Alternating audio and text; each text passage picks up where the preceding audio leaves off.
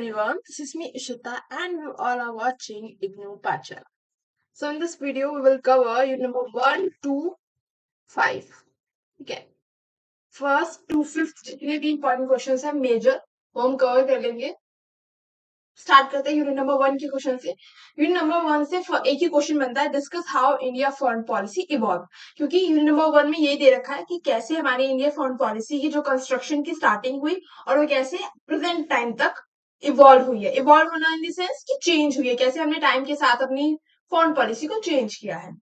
तो इंट्रोडक्शन में आप सबसे पहले सिंपल डेफिनेशन डालोगे कि फॉरेन पॉलिसी होती क्या है. तो फॉरेन पॉलिसी क्या होती है? प्रिंसिपल स्ट्रेटेजीज जो हर एक कंट्री अडॉप्ट करती है अदर नेशन से डील करने में, चाहे वो नेबर कंट्रीज हो चाहे वो वर्ल्ड लेवल पे डिफरेंट कंट्रीज हो, उनसे डील करने के लिए जो हम प्रिंसिपल स्ट्रेटेजीज फॉलो करते हैं उसको हम क्या कहते हैं? फॉरेन पॉलिसी कहते हैं. अब इंडिया की फॉरेन पॉलिसी ग्रेजुअली इवॉल्व हुई है. ग्रेजुअली टर्म जरूर मेंशन करना. ग्रेजुअली का मतलब क्या है? धीरे धीरे इवॉल्व हुई है. एकदम से ऐसे नहीं रातों रात फॉरेन पॉलिसी बन गई थी, नहीं, धीरे धीरे इवॉल्व हुई है. एंड हमारी जो फॉरेन पॉलिसी है उसमें मेजर इन्फ्लुएंस किसका है? किसका इन्फ्लुएंस देखने के लिए मिलता है? हिस्टोरिकल एक्सपीरियंसेस, यानी कि जो हमने देश की आजादी के लिए फ्रीडम मूवमेंट लड़े हैं वो एक्सपीरियंसेस. डोमेस्टिक रिक्वायरमेंट यानी अपने नेशनल इंटरेस्ट, हमारे देश के लिए क्या अच्छा है. लीडरशिप परसेप्शन, हर एक लीडर का अपना पॉइंट ऑफ व्यू होता है, तो उस पॉइंट ऑफ व्यू ने भी जो फॉरेन पॉलिसी है उसको इन्फ्लुएंस किया है और जैसे जैसे इंटरनेशनल सिस्टम में बदलाव आया है उसके हिसाब से अपने अपनी फॉरेन पॉलिसी को चेंज किया है. तो जब स्टार्टिंग हुई थी फॉरेन पॉलिसी के कंस्ट्रक्शन की इंडिपेंडेंस से पहले ही, ये चीज भी बात ध्यान रखती है कि ऐसा नहीं है हमारी जो फॉरेन पॉलिसी है वो इंडिपेंडेंट जब हमारा देश आजाद हुआ उसके बाद बननी स्टार्ट हुई, नहीं. जो हमारे फ्रीडम मूवमेंट लीडर्स थे, जवाहरलाल नेहरू हो गए, महात्मा गांधी हो गए, ये लोग पहले से ही प्लानिंग करने लगे थे कि भाई जब हमारा देश आजाद होगा तो इंडिया जो हमारे आसपास के नेशन है उनसे कैसे डील करेगा वर्ल्ड लेवल पे. सो पहले आइडियलिज्म पे मेन फोकस था, फिर नॉन अलाइनमेंट में फोकस आया. नॉन अलाइनमेंट पे कब फोकस आया? जब पूरा वर्ल्ड जो है दो ब्लॉक्स में डिवाइड हो गया था, नेटो और यूएसएसआर. तो उस टाइम पे इंडिया ने पॉलिसी अपनाई नॉन अलाइनमेंट की कि हम किसी भी देश के साथ अलाइन नहीं होंगे, हम सेपरेट रहेंगे, इंडिविजुअल हमारा पॉइंट ऑफ व्यू होगा, हम किसी भी पर्टिकुलर पावर के साथ मर्ज नहीं होंगे. फर्स्ट हम देखते हैं कैसे बताओगे, आप एक्सप्लेन करोगे. पहले प्री इंडिपेंडेंस फेज बताना है कि कैसे देश के आजाद होने से पहले क्या मेजर सपोर्ट रहा. तो इंडिया ने जब फ्रीडम मूवमेंट इंडिया के अंदर चल रहे थे तो इंडिया के जो लीडर्स थे उन्होंने कॉलोनियलिज्म को अपोज किया कि भाई कोई भी डेवलप नेशन किसी वीकर नेशन को अपनी कॉलोनी ना बनाए एंड उनको एक्सप्लॉइट ना करे. जैसे इंडिया ने खुद एक्सपीरियंस किया ब्रिटेन की कॉलोनी बनकर इंडिया को कितना एक्सप्लॉइट किया गया. इंपेरियलिज्म, रेशियल डिस्क्रिमिनेशन के खिलाफ आवाज उठाई और एक्सप्लॉइटेशन के खिलाफ भी आवाज उठाई. ये यूनिट 1 में मैंने हर एक चीज डिटेल में बताई है. तो अगर आपको डिटेल पढ़ना है तो जो है चैप्टर वाइज जो है प्लेलिस्ट चेक करो, अदरवाइज इंपॉर्टेंट क्वेश्चन से भी काम चल जाएगा बिकॉज अब एग्जाम बहुत ज्यादा नियर बाय है. नेक्स्ट, इंडियन नेशनल कांग्रेस ने हमेशा फ्रीडम मूवमेंट को क्या किया? सपोर्ट किया. Not only in India, India में तो हम अपना स्ट्रगल लड़ ही रहे थे, बट और जो अदर कॉलोनियल नेशंस थे एशिया अफ्रीका में, जैसे फ्रांस ने बनाया हुआ था बहुत सारे एरियाज को अपनी कॉलोनी, जर्मनी ने बनाया हुआ था, तो इन सब कॉलोनियल नेशंस को इंडिया सपोर्ट कर रहा था कि सभी देश को अपनी लड़ाई लड़नी चाहिए इस कॉलोनियल रूल के खिलाफ. नेक्स्ट हम देखेंगे अर्ली पोस्ट इंडिपेंडेंस फेज. जिस टाइम पे हमारा देश आजाद हुआ पहले प्रधानमंत्री बने पंडित जवाहरलाल नेहरू जी, जिन्होंने नींव रखी गई थी, फाउंडेशन में कहते हैं नींव रखी इंडिया फॉरेन पॉलिसी की, जहां पे इन्होंने फर्स्ट आइडिया इंट्रोड्यूस किया नॉन अलाइनमेंट का.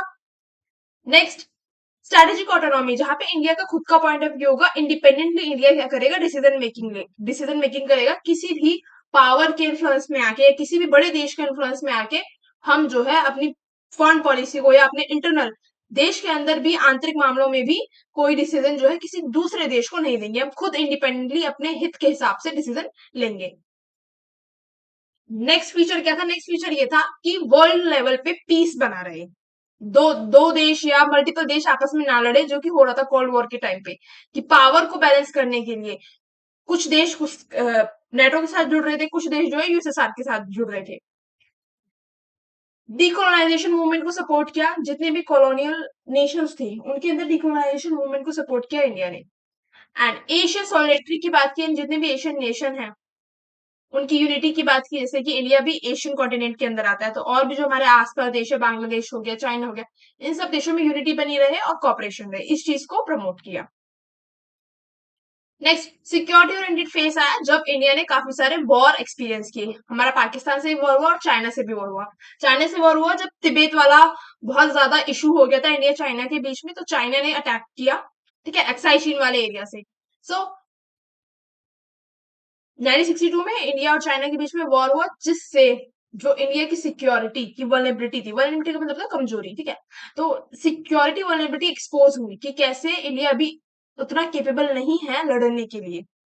तो इंडिया ने उसके बाद अपने डिफेंस सिस्टम पे काफी ज्यादा काम किया, मिलिट्री को प्रिपेयर किया और स्ट्रेटेजिक पार्टनर्स जो है अपने सर्च किए to safeguard national interest, जैसे कि रशिया। रशिया हमारा कभी भी कॉन्फ्लिक्ट होता है तो रशिया हमेशा हमें सपोर्ट करता है। Next, regional leadership phase. Regional leadership phase, during this phase India adopted a more assertive regional role, जहां पे हम अपनी आसपास के जो रीजन है उनके साथ गुड फ्रेंडशिप मेंटेन करने की कोशिश कर रहे हैं, जैसे कि Indo Soviet treaty of peace friendship and cooperation 1971 में, जहां पे हमने सोवियत के साथ जो है पीस फ्रेंडशिप की ट्रीटी साइन की। बांग्लादेश के क्रिएशन में हमने हेल्प की। हमने की तो इसलिए थी कि भाई फर्दर जो है हम बांग्लादेश के साथ काफी अच्छे ट्रेड वगैरह, क्योंकि बांग्लादेश हमारी नेबर कंट्री है, बट ऐसा आज के टाइम में हमें नहीं देखने के लिए मिलता है। बांग्लादेश और इंडिया की रिलेशन सिर्फ ट्रेड रिलेटेड या हम ये कहें ऊपर ऊपर से ठीक है, अगर हम इंटरनल बात करें तो उतने ठीक नहीं है। नेक्स्ट पॉइंट है इंक्रीज एंगेजमेंट इन साउथ एशियन अफेयर्स, यानी साउथ एशियन कंट्रीज के अंदर जो भी इश्यूज चल रहे हैं उसमें इंडिया भी अपना पॉइंट ऑफ व्यू दे, पार्टिसिपेट करे। Next, pursuit of nuclear capability for national security. India एक न्यूक्लियर पावर बना, जहां पे हमने टेस्ट किए, सक्सेसफुल टेस्ट किए पोखरण राजस्थान एरिया में, किसके कार्यकाल में, इंदिरा गांधी जी के कार्यकाल में। एंड मेन कंट्रीब्यूशन किसका रहा है, एपीजे अब्दुल कलाम का रहा है, उसके साथ और भी अदर लोग थे उनके साथ जिनका कंट्रीब्यूशन रहा है। सो न्यूक्लियर केपेबल बना India. Post cold war phase 1991 onwards अब हम देखेंगे कि कैसे एलपीजी रिफॉर्म्स आ रहे हैं, और इस टाइम पे सोवियत यूनियन डिक्लाइन कर गया है। सोवियत यूनियन नाम की कोई चीज नहीं रही है, रशियन फेडरेशन जो है सेटअप हो चुकी है। मेजर चेंजेस क्या थे यहाँ पे कि कैपिटलिज्म अब बहुत ज्यादा इमर्ज हो गया है, ठीक है। अब जो कम्युनिज्म था, सोशलिज्म था, ये जो आइडियोलॉजीज थी, ये बिल्कुल हमें खत्म होती हुई दिखाई दे रही है, कुछ कंट्रीज तक रिस्ट्रिक्टेड है, जैसे चाइना में भी कम्युनिज्म है, ठीक है, बहुत से देश हैं जहाँ पे सोशलिज्म अभी भी है, but majority of the Nations आप देखोगे तो वहां पे कैपिटलिज्म है, जहाँ पे प्राइवेट सेक्टर का रोल काफी ज्यादा है। तो इंडिया में भी 1991 में एलपीजी रिफॉर्म्स आए, जहां पे हमने भी अपनी ट्रेड रिलेटेड जो है बाउंड्रीज जो सेटअप कर रखी थी उनको ओपन अप किया, बाहर से इन्वेस्टमेंट आया, मल्टीनेशनल कंपनीज इंडिया में आई, और जो मेरे रिलेशन है अदर कंट्रीज से, जो फार नेशन है, जो दूर है थोड़े इंडिया से, उनसे बेटर हुए, जैसे यूएस हो गया, फ्रांस हो गया, जर्मनी हो गया, इन सब से। सिक्स हम देखेंगे कॉन्टेम्प्रेरी फेज। आज के टाइम का अगर हम फेज देखें तो आज के टाइम पे इंडिया जो है multi alignment and strategic partnership पे फोकस करता है, जहां पे हम मल्टीपल देशों से अपनी गुड रिलेशन मेंटेन करने में लगे हुए हैं। Next focus on economic growth, economy की ग्रोथ और टेक्नोलॉजी अडॉप्शन पे मेन फोकस है कि जो टेक्नोलॉजीज इंडिया में नहीं है उन टेक्नोलॉजी को दूसरे देशों से अडॉप्ट करके इंडिया में लाया जाए। थर्ड जो बहुत ही ज्यादा इशू रेज हो रहा है, काउंटर टेररिज्म कॉपरेशन। जो टेररिज्म इंडिया में फ्लरिश हो रहा है बहुत ज्यादा, कश्मीर रीजन हो गया या बहुत सारे रीजन में, उसको कर्व डाउन करने की कोशिश, एज वेल एज मुद्दे को इंडिया इंटरनेशनल लेवल पे भी जो यूएन है उसमें भी रखता है कि टेररिज्म को कॉपरेट, टेररिज्म से बचने के लिए हम सब देशों को एक साथ कॉपरेट होके डिसीजंस लेने चाहिए। मेरी टाइम सिक्योरिटी, जो हमारा इंडियन ओशन है वहां पे सिक्योरिटी बुल्ड कर रहा है इंडिया, जिससे चाइना को काउंटर डाउन किया जा सके। चाइना बहुत ही ज्यादा जो है इंडियन ओशन के आसपास जो एक्टिविटीज कर रहा है, ठीक है, तो इंडिया भी अवेयर है इससे रिलेटेड, एंड इंडिया भी अपने इंडियन ओशन को सिक्योरिटी सिक्योरिटी कह रही हूँ, सिक्योरली गार्ड कर रहा है। Climate diplomacy and energy security, climate related भी जो इश्यूज है इंडिया उसको वर्ल्ड लेवल पे यूएन में रेज करता है। एक्टिव एंगेजमेंट देखने के लिए मिल रहा है मल्टीपल इंस्टीट्यूशंस के साथ, जैसे कि G20 में आप देख लो लीडरशिप हमारी इंडिया की, ब्रिक्स में देख लो, ब्रिक्स में भी इंडिया मेंबर है। एंड ये रेडी टू राइट कंक्लूजन है, अगर बहुत से बच्चे ऐसे होते हैं जो पूरे एकदम स्ट्रक्चर आंसर लिखते हैं, तो वहां पे कंक्लूजन होना बहुत ही ज्यादा सही रहता है। सही क्या रहता है, मतलब फुल मार्क्स के आंसर रहते हैं, यहाँ पे कंक्लूजन बच्चे ऐड करते हैं, क्योंकि हम अब प्रोफेशनल लेवल का तो एग्जाम नहीं है, बट स्टिल एक ग्रेजुएशन लेवल का एग्जाम है, एंड इग्नू में नंबर वैसे खींच खींच के देते हैं। तो अगर आपको ढंग का लिखना है तो हमेशा पॉइंट्स अगर एससे या एससे लिखने के लिए नहीं बोला है, क्योंकि क्वेश्चन में क्या बोला है कि एक सेकेंड डिस्कस करो, तो यहाँ पे अगर प्रॉपर पॉइंट्स में लिखोगे तो जल्दी जल्दी एग्जामिनर जो है ना देख लेगा कि हाँ मेजर मेजर पॉइंट्स मेंशन किए, ठीक है, क्योंकि हर एक कॉपी को डिटेल में पढ़ने का उनके पास भी टाइम नहीं रहता है। नेक्स्ट क्वेश्चन 2 है briefly explain the factor that, second question है हमारा briefly explain the factor that determine India foreign policy. तो हमें वो फैक्टर्स बताने हैं जो इफेक्ट करते हैं इंडिया की फॉरेन पॉलिसी को। तो पहला है जोग्राफिकल फैक्टर, ठीक है, इंडिया की जो जोग्राफी है वो बहुत ज्यादा डाइवर्सिफाइड है। इंडिया सबसे पहले मैं बतानी इंडिया कहाँ पे है, तो India situated in south Asia, south Asia में है इंडिया के, and it is surrounded by several neighbouring countries. India की एक लॉन्ग कोस्ट लाइन है जहां पे हमारा इंडियन ओशन है, साउदर्न रीजन में प्रॉपर इंडियन ओशन है, और अगर हम नॉर्दर्न इंडियन में जाए तो हमें माउंटेन्स देखने के लिए मिलते हैं। Next point is border dispute, हमारे बहुत दोनों दो कंट्री के साथ मेजर बॉर्डर डिस्प्यूट है, वो है चाइना जो साइचीन वाले एरिया को लेके है, पाकिस्तान पाकिस्तान से पीओके वाले एरिया को लेके।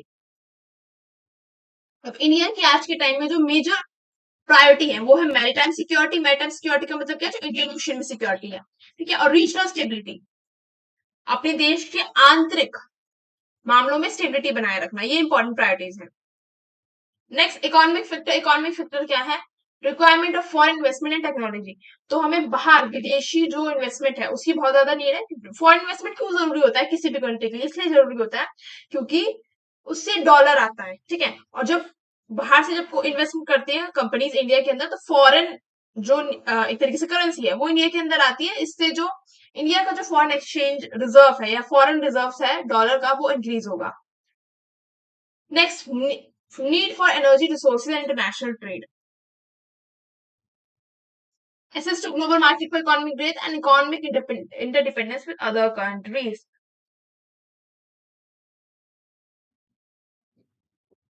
नेक्स्ट पॉइंट है इकोनॉमिक डेवलपमेंट इसलिए भी नेसेसरी है जिससे हम एनर्जी रिसोर्सेज जैसे ऑयल हो गया, एलपीजी गैस होगी जो हम इंपोर्ट कर रहे हैं, ठीक है, इसमें हम रिलेशन अपने अदर कंट्रीज से अच्छे कर पाए और इंटरनेशनल ट्रेड भी बढ़ा पाए, एक्सपोर्ट हम कर पाए अच्छा खासा जिससे हमारी कंट्री की इकोनॉमिक ग्रोथ अच्छी हो।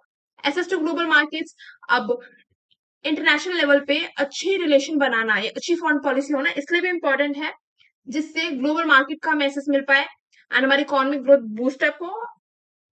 Last point is economic interdependence other countries से बढ़े। इंटरडिपेंडेंस का मतलब क्या है, जैसे आज के टाइम पे अगर हम देखें तो चाइना इंडिया पे काफी ज्यादा इंटरडिपेंडेंट है अपने मार्केट को लेके, क्योंकि चाइना बहुत ही ज्यादा एक्सपोर्ट कर रहा है इंडिया के अंदर, इंडिया में चाइना का माल बहुत ज्यादा बिक रहा है। इन फ्यूचर अगर इंडिया ऐसे स्टेप्स उठा लेता है कि भाई हम बिल्कुल ही चाइना का जो गुड्स है वो बैन कर देंगे और उसमें बहुत ज्यादा टैरिफ लगा देंगे, तो उससे जो चाइना की इकोनॉमी है वो अफेक्ट होगी, 110% अफेक्ट होगी। थर्ड इज इसी को हम कहते हैं इकोनॉमिक इंटरडिपेंडेंस होना किसी दूसरी कंट्री पे। तो जब हमारा ट्रेड बढ़ेगा, हम किसी कंट्री के साथ बहुत ज्यादा एक्सपोर्ट प्लस में होंगे, हम एक्सपोर्ट कर रहे होंगे, तो वो कंट्री जो है हम पे डिपेंडेंट हो जाएगी। Next historical and cultural factors, तो इंडिया का जो कल्चर है हेरिटेज है वो भी कहीं ना कहीं इन्फ्लुएंस करता है फॉरेन पॉलिसी को, कि first is shared culture heritage with Asian and African countries, second is legacy of colonial rule and anti imperialist struggles. बहुत सारे एशियन और अफ्रीकन कंट्रीज ने सेम कॉलोनियल रूल क्या किया, एक्सपीरियंस किया जो इंडिया ने किया है, इसलिए भी हम कनेक्टेड हैं। फोर्थ डोमेस्टिक मिलियो, इंटरनल पॉलिटिकल कंडीशन भी किसी भी देश की बहुत ज्यादा इंपॉर्टेंट रोल प्ले करती है इन इन्फ्लुएंसिंग फॉरेन पॉलिसी। जैसे हमने नेपाल में देखा कि कैसे जनजीज प्रोटेस्ट हुए तो गवर्नमेंट चेंज हो गई, है ना, तो अगर आंतरिक ही स्टेबिलिटी नहीं है किसी देश के अंदर तो फॉरेन जो रिलेशंस है उनको मेंटेन करना बहुत ज्यादा मुश्किल हो जाता है। तो क्या क्या चीजें इन्फ्लुएंस करती हैं, लोगों का ओपिनियन क्या है करंट गवर्नमेंट के ऊपर, political parties and pressure group कैसे एक्ट कर रहे हैं, फेडरल कंसिडरेशन स्टेट का इंटरेस्ट क्या है।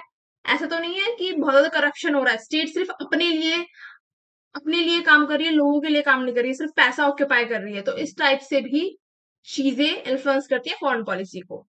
Developmental needs and security concern, कहाँ कहाँ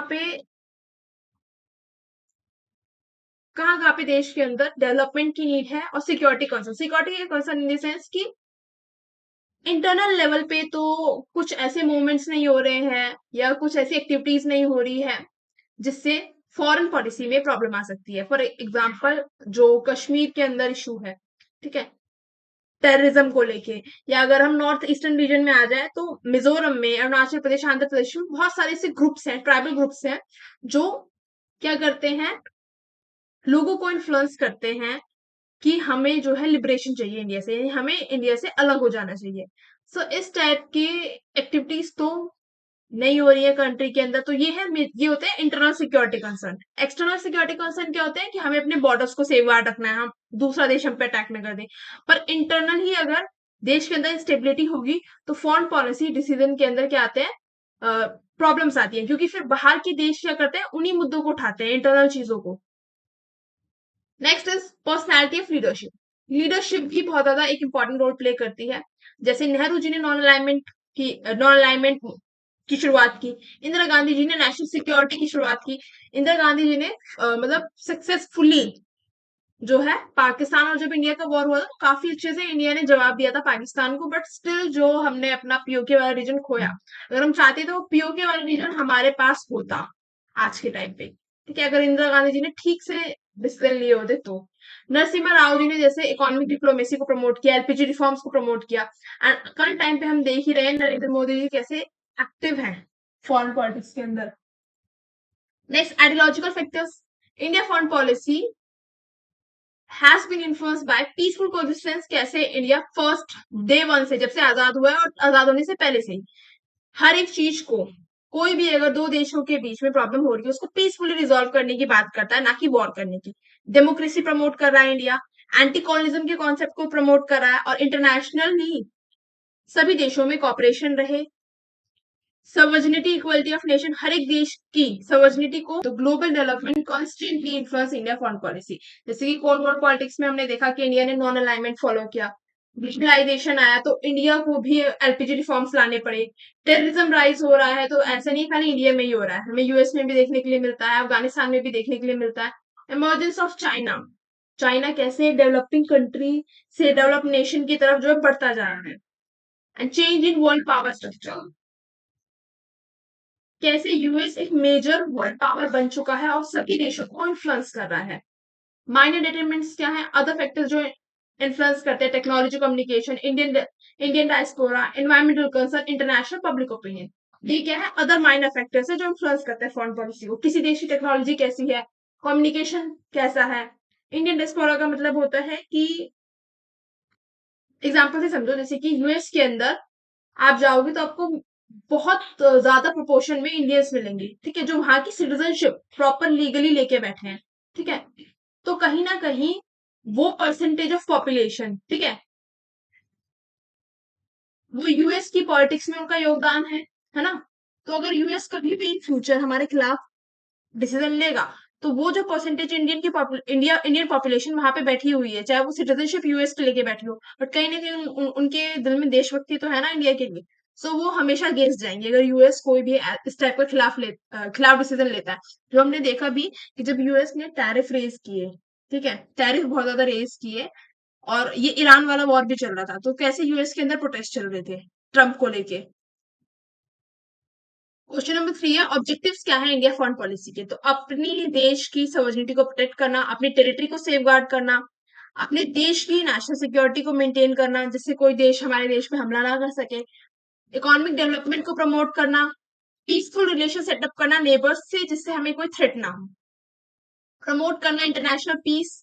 ठीक है, इंटरनेशनल पीस के अंदर मैं कुछ पॉइंट बता देती हूँ कि हम पीसफुल सेटलमेंट करेंगे डिस्प्यूट का, न्यूक्लियर डिसआर्मेंट, चाहे इंडिया एक न्यूक्लियर वेपन होल्ड करता है, ठीक है, स्टिल हम उसका कभी भी फर्स्ट यूज नहीं करेंगे। ठीक है, और हमने जो न्यूक्लियर वेपन बनाया है वो सिर्फ इसलिए बनाया है जिससे जो और देश है हमें कमजोर ना समझे। कलेक्टिव सिक्योरिटी की बात करते हैं, यानी कि सभी देशों को मिलजुल के कॉपरेट होकर जो है वो वर्ल्ड लेवल पे रहना चाहिए, आपस में लड़ाई झगड़ा नहीं करना चाहिए। 6, सपोर्ट फॉर डिकोलाइजेशन रेशियल इक्वालिटी, यानी कि हर एक देश में जो आज भी इंडियंस आप देखते हो रेसिज्म फेस करते हैं इन डिफरेंट कंट्री, चाहे कनाडा हो, चाहे यूएस हो, चाहे और वर्ल्ड कंट्रीज हो, अदर वर्ल्ड कंट्रीज हो, तो इस टाइप की रेशियल इनइक्वालिटी जो है वो खत्म हो, अपार्थी जैसी कुप्रथा खत्म हो। Strengthening India role in global governance, last point है कि इंडिया का मेन ऑब्जेक्टिव है कि ग्लोबल गवर्नेंस में इंडिया का रोल जो है बढ़े। जैसे कि यूएन के अंदर इंडिया परमानेंट मेंबरशिप की डिमांड करता है कि जो डेवलपिंग नेशंस हैं जो अच्छा कर रहे हैं, खाली इंडिया ही नहीं, जो अदर डेवलपिंग नेशंस भी हैं उनको परमानेंट मेंबरशिप मिलनी चाहिए यूएन के अंदर, जो कि नहीं है। सिर्फ 5 परमानेंट मेंबरशिप है 5 कंट्रीज के पास जो कि डेवलप्ड है ऑलरेडी। और वही मेजर डिसीजन लेती हैं। इसी रिफॉर्म की बात कर रहा है India. Next, recognition as a major global power. Because India की थर्ड वर्ल्ड लार्जेस्ट इकोनॉमी है और काफी पॉपुलेशन भी बहुत ज्यादा है, और इंडिया ने पॉवर्टी को भी काफी हद तक कर्व डाउन कर दिया है, तो इसीलिए इंडिया को एक मेजर ग्लोबल पावर की तरह रिकॉग्नाइज किया जाए। Eight, protection of overseas India. Indians यानी जो भी इंडियंस अब्रॉड रह रहे हैं, ठीक है, चाहे वो स्टडी वीजा पे गए हैं, चाहे वो घूमने गए हैं, उनका प्रोटेक्शन भी इंडिया की मेजर प्रायोरिटी है, जो हम देखते भी हैं। जब भी किसी दूसरे देश में युद्ध वगैरह होता है तो सेफली इंडियंस को अपने घर लाया जाता है। तो ये थे unit 1 to unit 5 important questions. I hope आप लोगों को समझ में आया होगा, एंड ये बहुत इजी है। ये वाली जो यूनिट है ना, 1 to 5 में काफी इजी है। नेक्स्ट यूनिट नंबर 5 to 10 हम कवर करेंगे पार्ट 2 में। तब तक के लिए बाय बाय, टेक केयर। अगर आपको वीडियो अच्छी लगी तो do like and subscribe my channel and stay tuned for more updates, and for PDF join Telegram.